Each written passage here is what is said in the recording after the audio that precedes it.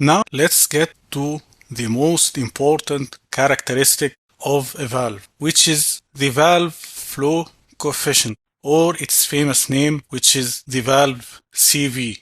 The valve CV is defined as the number of gallons per minute at 60 Fahrenheit, which pass through a full open valve with a pressure drop of 1 psi. So the CV is expressing the flow across the valve depending on its resistance.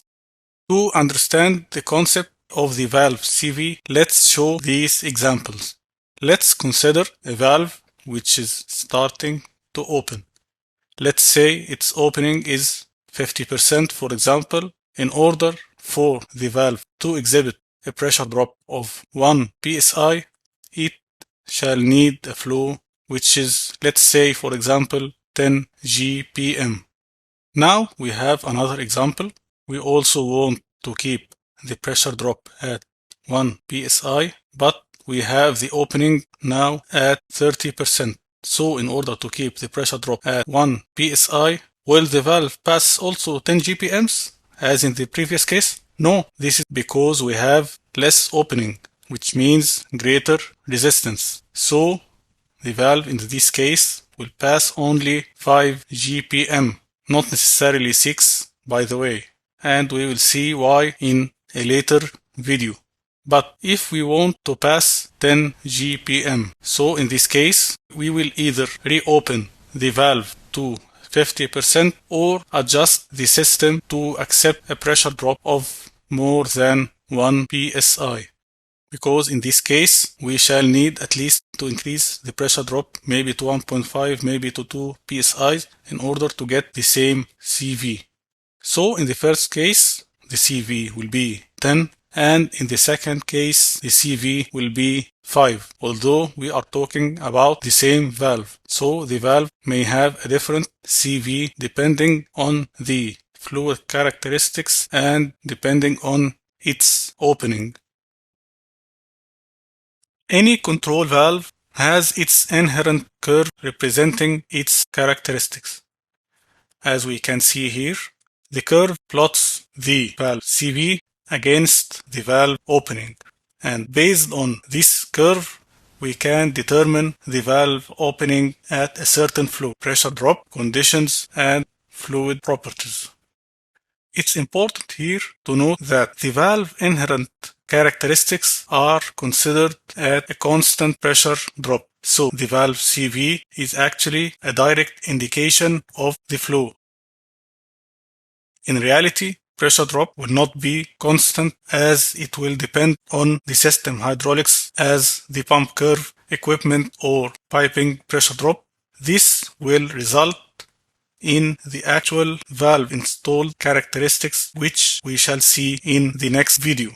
There are three main types of the valve inherent characteristics, although they are not the only ones, but they are the main types. The control valve will have one of these characteristics that will predict their behavior. So let's analyze each one. The first is the linear behavior, here shown in blue. Being linear means that as the valve opens X%, it shall give X CV, or actually the flow at a constant pressure drop. Being linear means that the CV, or actually the flow at a constant pressure drop, is directly proportional to the valve opening. So if the valve opens by 10%, the CV will increase by 10% more. The second type is the equal percentage type, which is shown here in green. In this case, the valve CV is related to the percentage the valve opening is changed incrementally. So if the valve changed from, let's say, 20% opening, now we want to change it to 30% opening. At 20%, the CV will be, let's say, 10. Now at 30% opening, the CV will be 17. So this means that the CV increased by 70% from 10 to 17. Now, if the valve opens at 40%, in this case, the CV will increase also by 70%. So the CV will be 170% of 17, which is 28.9. So here the valve gives much higher capacity by increasing its opening. Now let's go to the third behavior, which is the quick opening shown here in red, this one. This is the opposite case of an equal percentage characteristic. So once the valve starts opening from the closed position, the valve CV jumps quickly. So as we see here, if this is for example 0%, at 10% it's more than 30%. Maybe at 50% or 40% it approaches 75%. So once the valve starts opening from the closed position, the valve CV jumps quickly. Then as the valve continues to open, the flow doesn't increase as much as in the case of the beginning of the opening. So we have, for example, here 75% at 40% opening. In the next 60%, the valve opening shall only increase by 25%. This is a characteristic of a quick opening valve. So these were the main types. Let's dig more in how to use these characteristics in our valve. The control valve inherent characteristics provided by the valve manufacturer are relative to the valve only. But in the actual case, the valve is not alone. There is a system upstream the valve and a system downstream the valve. So here comes an important concept, which is the control valve authority. This represents the fraction of the control valve pressure drop to the total system pressure drop. We can see it in this equation.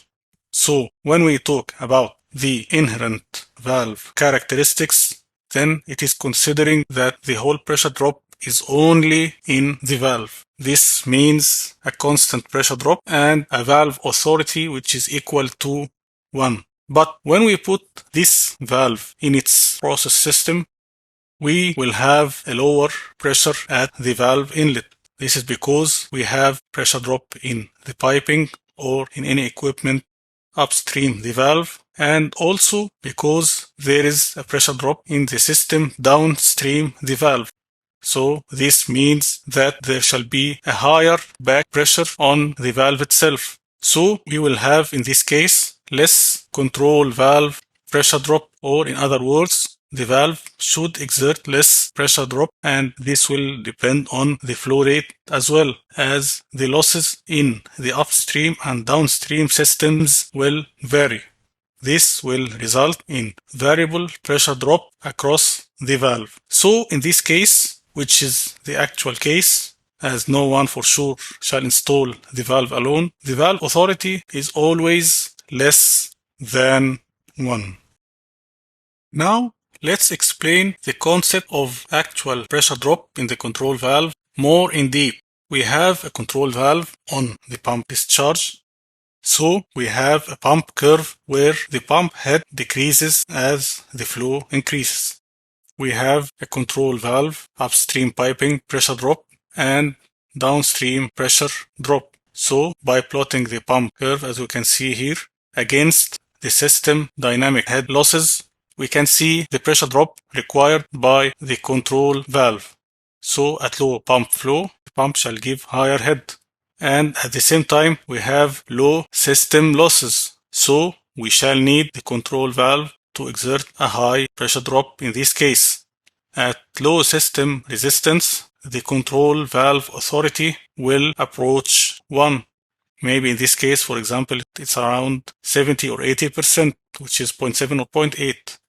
But on the other hand, when we need a high flow, the pump shall give less head and the system losses shall increase because we have more flow and we have more pressure drop in piping or in equipment. This will lead to a low valve pressure drop. So we will have here much less authority. Maybe in this case it seems to be 50%, for example, or in some cases it may be less than that. So this is how the actual pressure drop in the system affects the control valve authority. So How would the actual control valve pressure drop affect the control valve characteristics? Let's give the same example we gave before for illustrating equal percentage inherent characteristics. So when the control valve was opening at 20%, the valve CV was 10. And when we increased the opening to 30%, the valve CV was 17.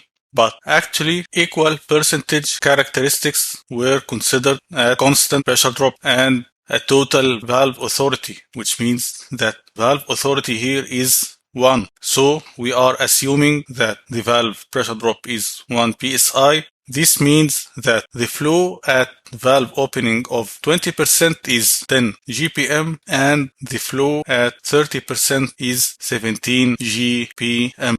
Now the actual situation differs. So we are having inlet and outlet pressure losses in the system. The valve authority will be less than 1 and the pressure drop across the valve will not be a constant. So, for example, when the opening was 20%, the installed conditions will differ. The actual control valve pressure drop here will be 0.8 psi. If we recall the flow coefficient correlation, as we can see here, we see that flow is proportional to square root of pressure drop. This means that we will have reduced flow at this opening. So it shall be here in this case, if we made a simple cross multiplication, the flow rate here shall be 8.9 GPM. And at an opening of 30%, the actual control valve pressure drop shall be only 0.6 psi.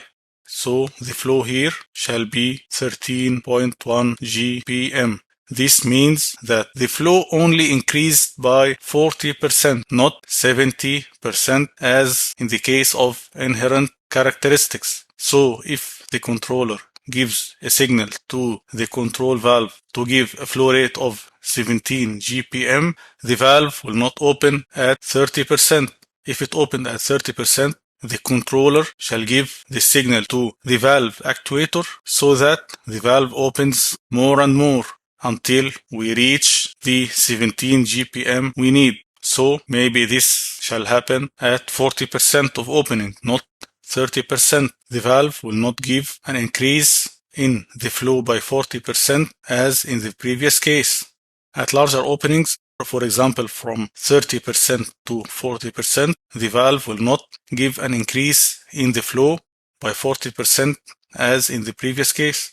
Recall, this is an equal percentage valve. So the flow increase from 30% to 40% should be equal to that from 20% to 30%. But as we have different pressure drops and we are having different installed characteristics than the inherent characteristics, then the valve will not give an increase by 40%, but maybe it shall be 30 or 20% or whatever value, but it shall be less than 40%.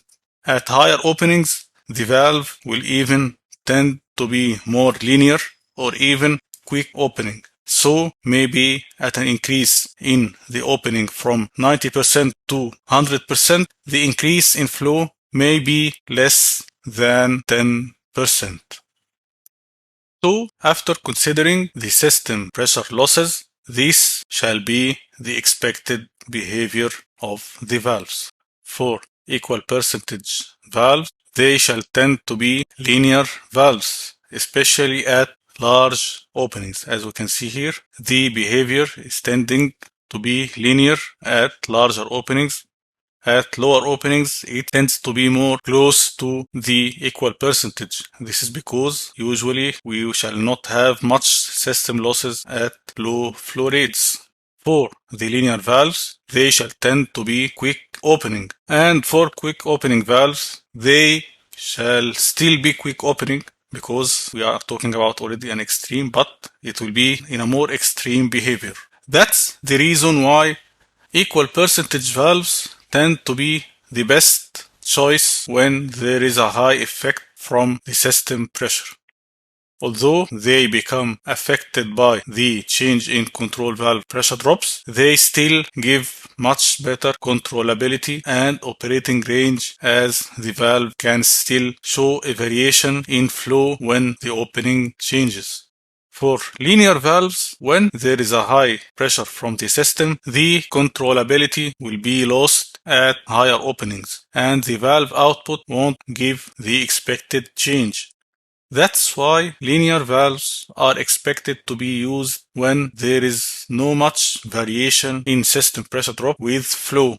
Quick opening valves are mostly used for systems that will need most of the flow once the valve starts to open, and it doesn't matter a lot the controllability at higher openings. Here also comes the reason why control valve authority is considered in these cases. So, for pumping systems, the control valve pressure drop is taken as a percentage of the dynamic pressure. This was to adjust the valve installed characteristics and enhance the valve controllability. If no control valve authority is considered, this curve shall tend to move upwards and it will look like a quick opening valves. If no control valve authority is considered, the curve shall tend to move upwards and it will look like quick opening valves. We will see that the range of controllability of the valves will be very small, like this, for example, talking about a very small range here, and this shall result in unstable control loop which shall have overshoots at these small openings. Any change in the percentage will give very drastic change in the flow rate, but here we shall need much higher change in the opening in order to get the flow we desire. When we increase the valve pressure drop, we are also increasing the pump power, and a portion of this power is lost in control valve pressure drop, and that's why optimization is very important here between the control valve authority and pump or compressor power.